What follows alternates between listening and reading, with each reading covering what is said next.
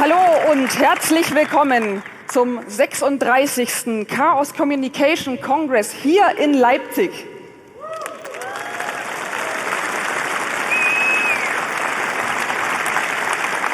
Und herzlich willkommen beim 30. Work in Progress Video hier in meinem Zimmer. Ihr seht schon, der 36C3 ist passiert. Und wie ihr vielleicht auch gerade gesehen habt, habe ich und zusammen mit meinem Kumpel Blinri das Opening gemacht und später zeige ich euch noch auch was vom Closing. Das gibt es immer im Doppelpack, wurde mir gesagt. Wenn man das eine macht, dann muss man auch das andere machen. Und ja, ich wurde gefragt, ob ich Lust hätte, das mal zu machen. Und mir wurde auch sehr nahegelegt, vielleicht eine zweite Person mitzunehmen, was ich wirklich gut finde, weil man teilt sich ein bisschen die Arbeit fürs Vorbereiten, man ist nicht so nervös und man hat einen Partner, mit dem man halt auch auf der Bühne ein bisschen interagieren kann. Und nachdem ich mit Blinri schon öfter auch kleine Talks über Kunst und Tech zusammen gemacht habe, habe ich ihn gefragt und er hat sehr schnell Ja gesagt. Und wir waren beide so saunervös. Also mir ging es 2 Wochen vorher schon nicht so gut. Und das war so die Phase, wo dann die Designphase für den Kongress so langsam abgenommen hat. Ich habe ja das Design übernommen dieses Jahr. Und da war davor praktisch die Hochphase, das ebbte dann so langsam ab. Wenn dann die Sachen in den Druck gehen vorher, dann wird es immer ein bisschen weniger Arbeit. Und naja, dann kam aber das, wir sollten jetzt das Opening vorbereiten. Und wir schwankten beide immer so zwischen totaler Vorfreude und leichter Panik. Und ich glaube aber, es ist uns zum Schluss ganz gut gelungen. Wir haben uns gedacht, wir machen das ein bisschen anders, als vielleicht die anderen Openings bisher waren.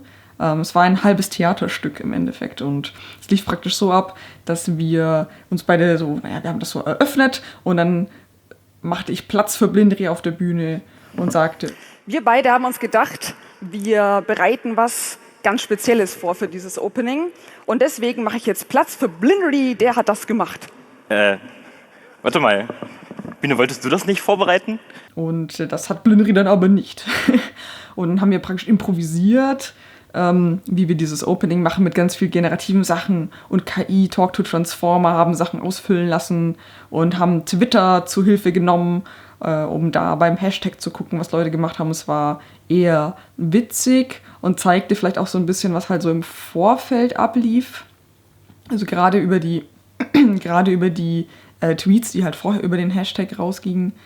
Und danach haben wir aber schon noch so ein bisschen typische Einführungen gemacht. Das Engelsystem, das ist praktisch das System, wo die ganzen Helfer drauf aufbauen, ein bisschen erklärt und gesagt, dass man sich halt auch mal einen Rückzugsort nehmen soll. Der Kongress geht 4 Tage, er ist sehr groß und sehr anstrengend und solche Sachen. Genau, ich glaube, er kam ganz gut an und eröffnet wird das Opening mit so einem ganz toll 3D gerenderten Video. Das macht Bitteschön TV. Oder hat das, glaube ich, jetzt die letzten Jahre gemacht und dieses Jahr auch. Und es ist super cool geworden. Und wir haben es auch dieses Jahr geschafft, es sehr schön abzustimmen, finde ich. Weil oft in den Jahren davor hatten die Videos nicht so viel mit dem Design zu tun. Also schon mit dem Thema, aber nicht unbedingt immer mit dem Design. Und dieses Jahr haben sich die Elemente schön überschnitten. Also Bitteschön hat die Farben übernommen. Und es ist auch generell so eine sehr destruktive Stimmung.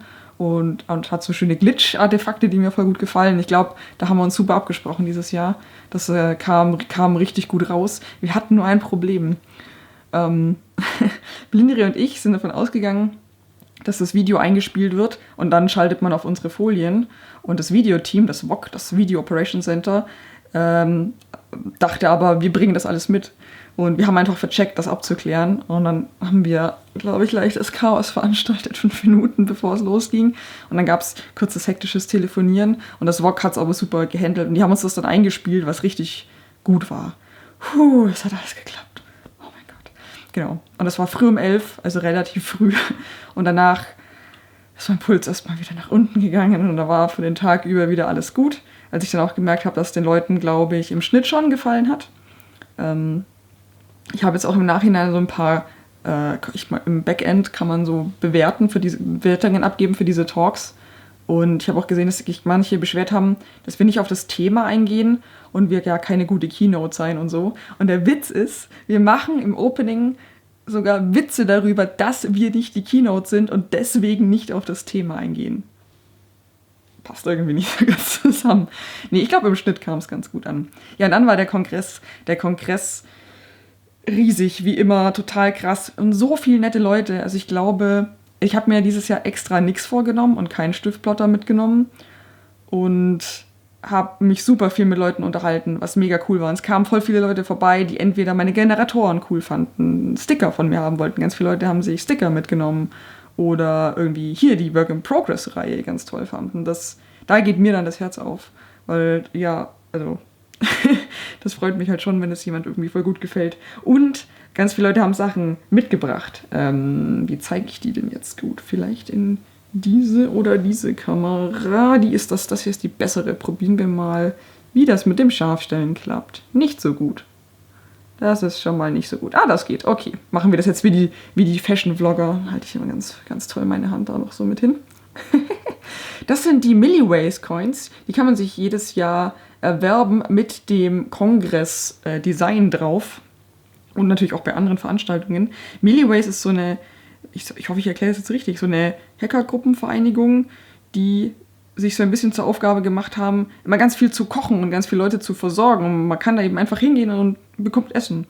Und mit diesen Coins finanzieren die sich das praktisch wieder rein so ein bisschen. Also man kann die kaufen, die sind dann wie eine Spende, man bekommt was Nettes dafür und das Geld benutzen die dann wieder, um ganz viel tolles Essen am Kongress oder am Camp auch zu machen. Und ich glaube, am Camp haben die mega viele Leute verköstigt. Voll cool. Die gibt es auch in Gold und die habe ich auch bekommen in Silber und in Gold. Genau, hinten, das kann man auch noch zeigen, hinten ist das Milliways-Icon dann mit drauf.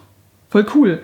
Und dann noch was bekommen, beziehungsweise so halb gegen ein paar Mate gekauft. Das ist Serpente, ein ganz kleines Board. Das hat Arturo gemacht. Arturo habe ich beim Camp-Video schon mal vorgestellt. Der hatte sich da so einen Stiftplotter gebaut. Und der macht ganz viele super coole PCB-Designs. Und Serpente ist cool, weil da läuft MicroPython drauf. Und ich habe noch nie was mit MicroPython gemacht. Und kleine Boards sind immer perfekt für irgendwie, meine Anwendungsfälle. Deswegen voll gut. Und Arturo hat super viel von den Boards ausgeliefert. Arturo hat sich auch so eine coole LED-Rakete, so auch mit den Rissen drin, gemacht. Und die hat er auf seinen Hoodie hinten drauf genäht. Das sah auch so cool aus.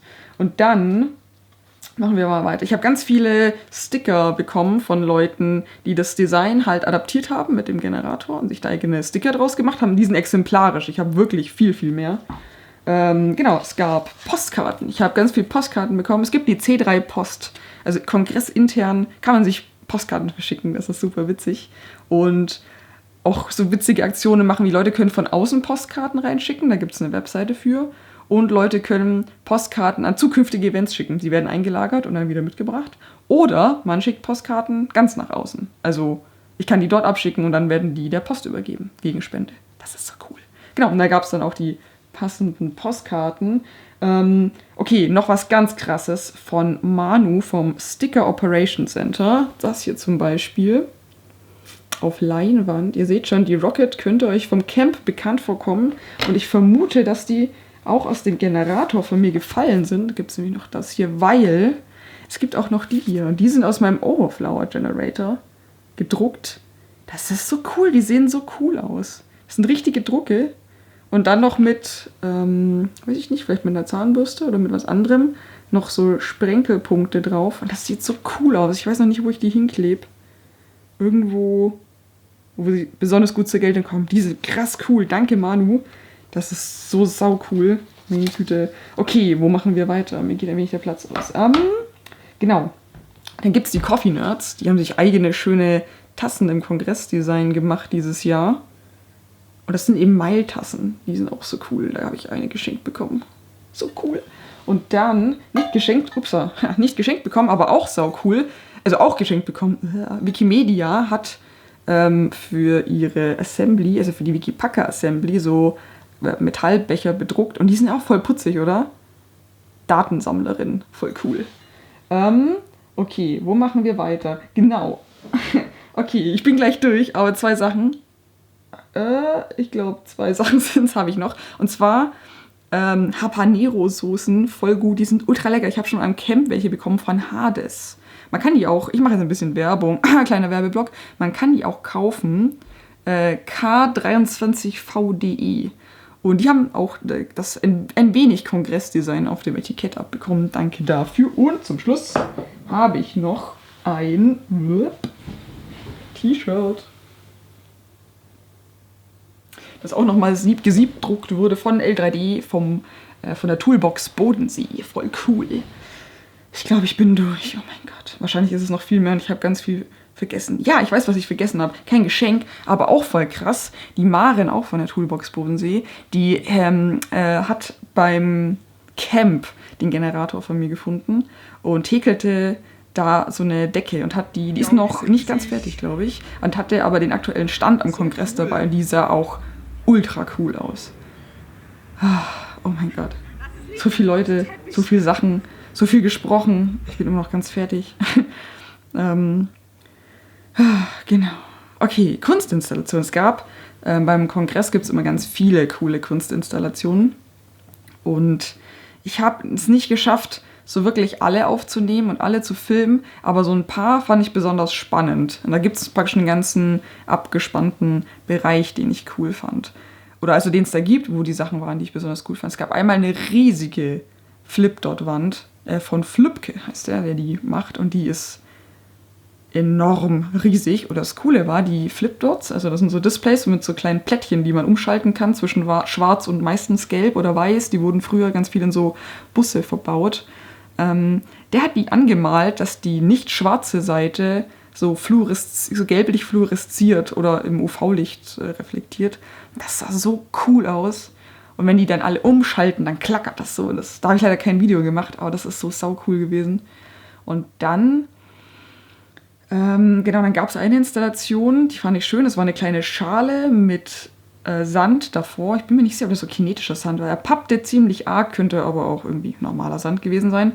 Und da wurde von der Seite so ein roter Laserstrahl, rotes Licht drauf gestrahlt, damit die Kontur besser erkennbar ist. Und von oben gab es dann eine Kamera, die Kontur sich angeschaut hat und die verglichen hat mit Inseln, die noch keinen Namen haben. So habe ich das verstanden zumindest. Und man konnte also mit dem Sand selber, so mit den Händen, die Insel formen. Dann wurde die praktisch gescannt und am Monitor davor hat man dann immer Inseln gesehen, die von der Form in etwa dem entsprechen könnten. Das war ein richtig schönes Projekt.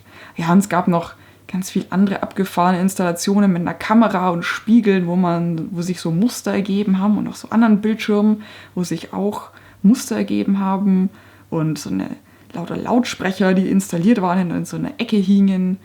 Oh, und so viele Sachen. Es gab noch so ein Geisterhaus, da bin ich nicht reingekommen, da hatte ich keine Zeit mehr für. Und alle haben gesagt, das ist super cool gewesen. Vielleicht ein bisschen wie ein Escape Room. Es gab wohl Rätsel da drin. Ich habe es nicht gesehen. Voll schade.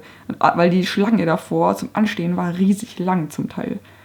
Wart ihr da drin? Dann sagt mal, was man da so gesehen hat. Das würde mich schon mal interessieren. Genau, dann war praktisch eigentlich auch schon der zweite Tag rum. Und an Tag 3 habe ich auch mit Blinry wieder unseren jährlichen kleinen Talk zu Computerkunst und Kuriositäten gemacht. Wenn ihr euch den anschauen wollt, sehr gerne. Ich verlinke alles unter dem Video. Dieses Jahr ging es zum Beispiel um so viele Sachen, um KI und Kunst, um mathematische Paradoxe. Was haben wir denn noch geredet? Ich habe ein bisschen über den Stuhl geredet, den ich zum Kongress gemacht habe. Und über meine Schnipsel, diese kleinen Zeichnungen, die ich jeden Tag oder halbwegs jeden Tag mache. Ja, und Blinry hat auch noch über, die unspannendste Primzahl geredet. Also es war, glaube ich, in den mathematischen Paradoxen dabei, aber super witzig. Also wir haben lauter kleine Kategorien, durch die wir abwechselnd durchgehen. Das ist eigentlich immer sehr schöne Abendunterhaltung. Guckt da gerne mal rein. Und dann war auch der letzte Tag, wo wir das Closing gemacht haben. Und ich war während dem Kongress immer sehr verunsichert, ob das Design jetzt gut ankommt oder nicht, weil ich immer total gegensätzliche Sachen gehört habe. Also einerseits sieht man ganz viele Leute, die das adaptiert haben, die sich selber T-Shirts gedruckt haben, wo die Assemblies, die Gruppen sich das eigene Sticker gemacht haben. Leute kamen vorbei und haben gesagt, wie toll es ist. Und ich habe aber auch halt so aus so Flurfunk-Sachen auch gehört, dass gerade der Merch, oh Gott, man sieht das hier gar nicht, vielleicht stehe ich mal auf, das hier ist das T-Shirt, der Merch nicht so gut ankam. Und viele sagen, es ist sehr langweilig. Und das habe ich dann mal so hingenommen. Keine Ahnung, kann natürlich gut sein, dass Leute das langweilig finden. Und dann hatten wir aber ein Gespräch, ganz kurz vor dem Closing.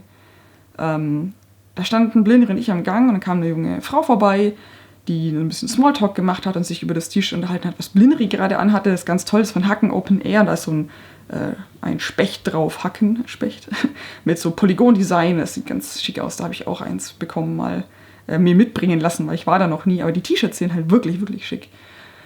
Genau, und dann sagte die junge Frau so in so einem Nebensatz, ja, sie hat sich ja von dem Kongress auch ein T-Shirt gekauft und bereut das jetzt schon, weil es sieht so richtig scheiße aus. Und ich stand daneben und habe sehr geschluckt. Und wenn ich sehr souverän geantwortet hätte, hätte ich mal gefragt, warum ihr es nicht gefällt. In dem Moment konnte ich das nicht und war dann auch sehr froh, dass das Gespräch sehr schnell beendet war. Und bin dann erstmal irgendwie so für 5 Minuten auf der Toilette verschwunden, um mal zu atmen. Und weil ich dachte so, oh Gott, du musst jetzt gleich wieder auf die Bühne vor ein paar tausend Leuten, kannst da jetzt irgendwie nicht dir das so anmerken lassen, dass dich das gerade so getroffen hat. Und ich glaube, es hat mich in dem Moment auch nur so getroffen, weil meine Nerven einfach echt schon blank lagen. Weil ich bin halt wieder aufgeregt, ich muss jetzt dann wieder gleich auf die Bühne und oh Gott. Und ja, hat schon ganz schön wehgetan, aber so schlimm ist es auch nicht. Man kann es auch nicht allen recht machen. Also, ich finde es jetzt im Nachhinein nicht so schlimm, irgendwie.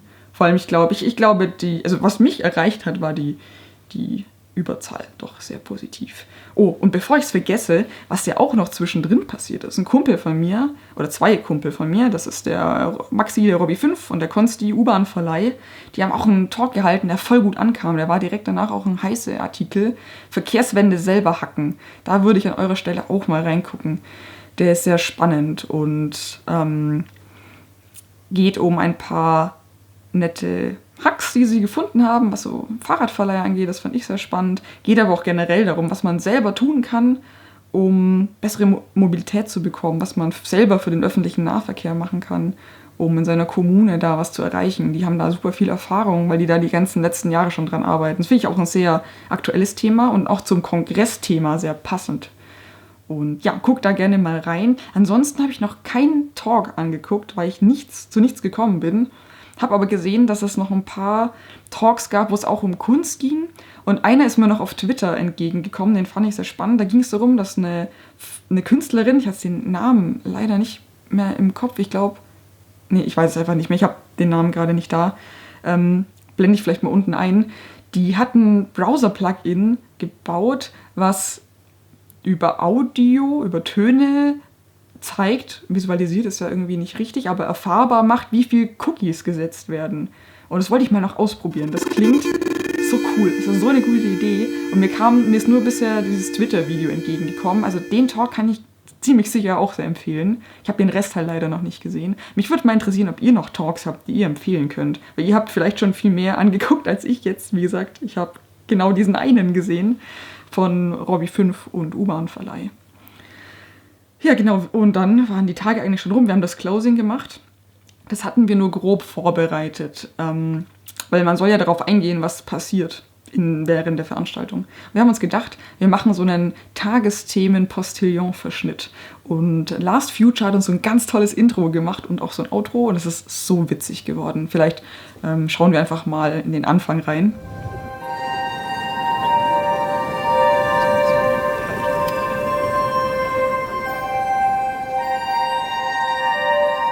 Kongress. Unendliches Chaos.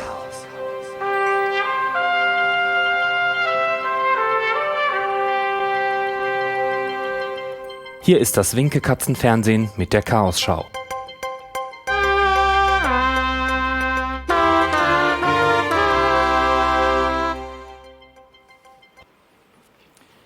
Guten Abend, liebe galaktische Gemeinschaft von Lebewesen. Willkommen bei der Chaosschau.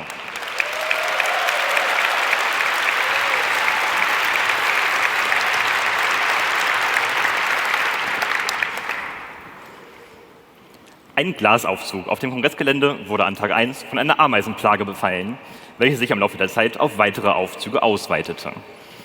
Um die Plage im Zaum zu halten, versuchten die Zuständigen, über Verbotsschilder mit den Tieren zu kommunizieren.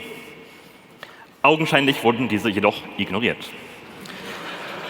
Ob dies der Bösartigkeit der Tiere oder ihren mangelnden Sprachkenntnissen geschuldet ist, ist bisher nicht bekannt. Ja, und so haben wir dann praktisch lauter kleine Themenbeiträge zusammengestellt und auch noch so eine Art Blitzlichtgewitter gemacht mit so sehr postillonartigen, bisschen flachen Wortwitzen, die dann noch kamen. Die haben meistens ganz gut gezündet. Und was mir sehr leid getan hat, auch ein Freund von mir, Philipp Bock, mit noch ein paar anderen Leuten, die ich auch gut kenne, Mary zum Beispiel, die haben die Übersetzung auf Englisch gemacht. Und das ist bei Wortwitzen halt schon nicht so gut drin. Und wir haben unser Skript vorher abgegeben, aber halt 40 Minuten vorher. Die hatten keine Chance, irgendwas vorzubereiten. Mir hat es so leid getan. Und ich habe mal in die englische Übersetzung reingehört und man hört Philipp immer so leicht stöhnen, dass schon wieder so ein Scheißwort jetzt kommt. Zu mir so leid. And now for the headlines. Zu wenig Rechenleistung. Too little, Nicht well, für Einsatz im Herbst geeignet. Scrubbing power. Garden robots are unsuitable for use in autumn. It's a pun. I'm sorry. Aber vielleicht guckt euch auch mal die englische Übersetzung an. Die hat einen sehr neuen Witzlevel dazu bekommen eigentlich damit, finde ich. Das ist sehr nett. Ja, und dann war der Kongress vorbei. Und es war wie immer eine ganz tolle Veranstaltung, die dieses Jahr auch für mich sehr besonders anstrengend war.